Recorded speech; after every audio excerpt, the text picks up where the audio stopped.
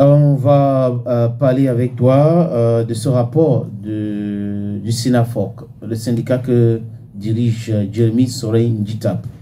Voilà, le SINAFOC qui est donc décidé à en découdre avec la FECAFOOT. Il faut dire que le SINAFOC a...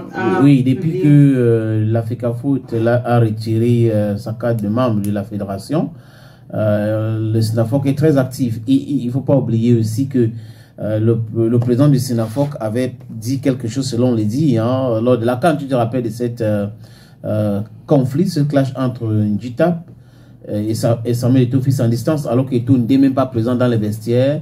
Mais Njitap avait tout fait pour accuser Samuel Eto'o fils d'être derrière cet incident-là, que c'est lui qui aurait donné l'ordre, alors qu'il est venu, il a rencontré Eto'o, il a salué Eto'o, Eto'o est parti, mais bon, bien après, il a accusé, il aurait parlé de normalisation, et beaucoup de personnes pensent qu'aujourd'hui que M. Soruel Njitap est très actif parce que c'est Eto'o qui est là et qui veut profiter de cela pour aussi être président de la normalisation.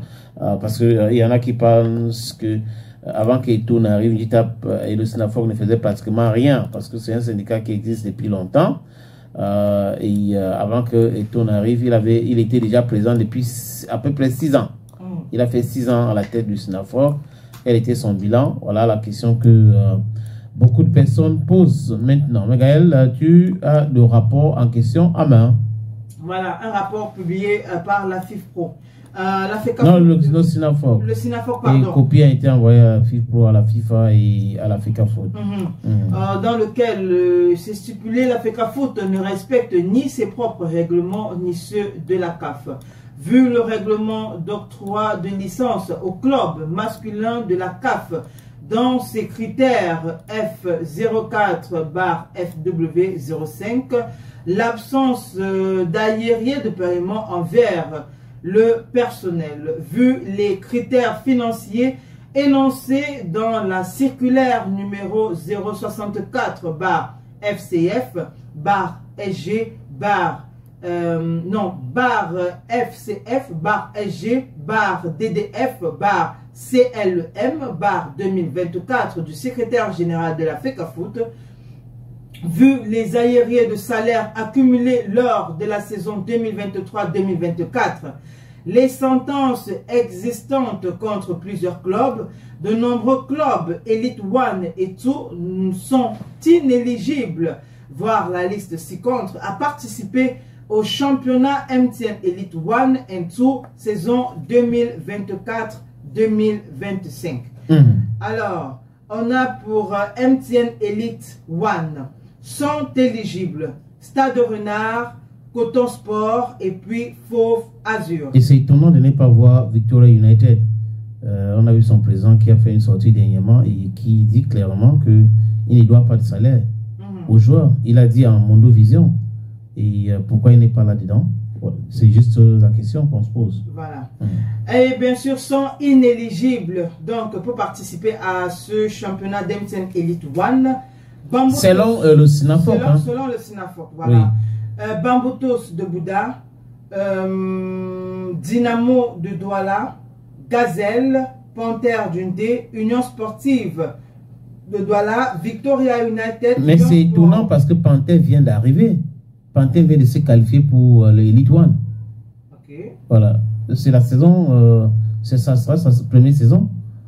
Depuis que le club avait été relégué. Bon, bref, on continue. Je pointe du doigt de certaines incongruités de ce rapport. D'accord. Donc, je disais Panthère, Union Sportive de Douala, Victoria United, Union Sport Academy, Astre de Douala, Fortuna, PWG de Bamenda, Colombe Sportive du Dja. Qui vient de gagner la Coupe du Cameroun et le Trophée des Champions. Le Trophée des Champions, voilà. On a Canon Sportif de Yaoundé et Aigle Royal du Mungo. Voilà donc les équipes inéligibles pour participer au championnat qui va se dérouler selon le SINAFOC. Parce que selon la FECAFOOT, tous les clubs là vont jouer. Voilà. On a aussi le Elite 2. MTN Elite 2 voilà, sont éligibles pour participer donc au championnat. On a USA, Isocha et puis Atlantique. Ok. Et comme club inéligible, on a Aigle Royal de la Ménois, Fauveau de Baham, AS FAP de Yaoundé, Djiko FC, TKC, Bafmeng, Eding FC, Eding Sport, voilà. On a Avion aussi, APGS d'Info, Yaoundé FC, Racing Club, je pense que c'est de Yaoundé. Dragon, Racing, c'est un club de Bafoussam, non? Racing Club de Bafoussam. Je crois que Njita va jouer dans ce club. D'accord. On a Dragon qui est également inéligible, Unisport de Bafoussam. Selon, il faut parler de selon le rapport selon le rapport du SINAFOR. Oui, parce que ce n'est pas le SINAFOR qui décide qui est éligible ou pas. Voilà. Donc Racing, Dragon, Unisport de Bafoussam, Ngok et Tunja. Ngokitunja. C'est chez moi que tu écorches le nom comme ça. Oh, Seigneur, il faut nous respecter en français et en anglais. Ngokitunja, je ne sais pas, je vois ex-Foncha. C'est ça, d'accord. Ngokitunja ex-Foncha, Foncha Street. Foncha Street, c'est à Bamenda. D'accord. Donc, qui est également inéligible selon le SINAFOC. Ah, c'est Ngokitunja ex-Foncha Street. D'accord. Donc, c'est le club de Ngokitunja qui. Le Foncha Street qui est parti maintenant à Ngokitunja. On comprend très bien. Donc, si on part, on regarde bien ce rapport du SINAFOC, Gaël, il passe ton contrôle. Il faut aller regarder Elite One.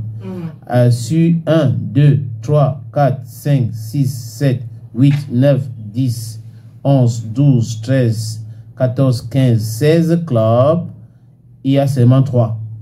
Est-ce qu'un championnat peut se jouer avec 3 clubs? Ce n'est pas possible. C'est certainement pas possible. On parle de l'élite 2. Selon, je crois que c'est 16 clubs. Selon le rapport du SINAFOC, c'est seulement 3 clubs qui sont éligibles. Est-ce qu'on peut jouer un championnat comme ça? Donc il y a la méthode FECAFOOT. Et il faut dire que la FECAFOOT actuelle, c'est la FECAFOOT actuelle qui commence à parler des salaires. Les autres ne parlaient pas des salaires. Et Djitap est là depuis 9 ans, donc 6 ans avant que Etoun arrive, il était là. On n'avait pas vu des rapports pareils. Donc c'est pour cette raison que beaucoup de personnes demandent le bilan et d'autres personnes pensent que c'est l'acharnement simplement. Et c'est une façon pour lui et ses amis de torpiller le Elite 1 et Elite 2 pour après dire que la FECAFOOT est incompétent. Ce sont les présidents de clubs qui devraient s'acquitter des salaires des joueurs et non la FECAFOOT. Maintenant, pour pouvoir les sanctionner, il faut se baser sur beaucoup d'éléments. Ça ne suffit pas de sanctionner ces gars-là simplement comme ça. Il faut regarder les pros et les cons, regarder ce que ça va donner si on joue les League One avec peu de clubs ou comment ça va se passer. Mais je crois qu'il faut être méthodique et je crois que c'est cette méthodologie-là que la fédération camerounaise actuelle est en train d'employer, à pousser des gens qui sont des mercenaires hors de League One et League 2 et laisser des vraies personnes qui ont déjà compris que le football c'est le business de s'installer là-dedans.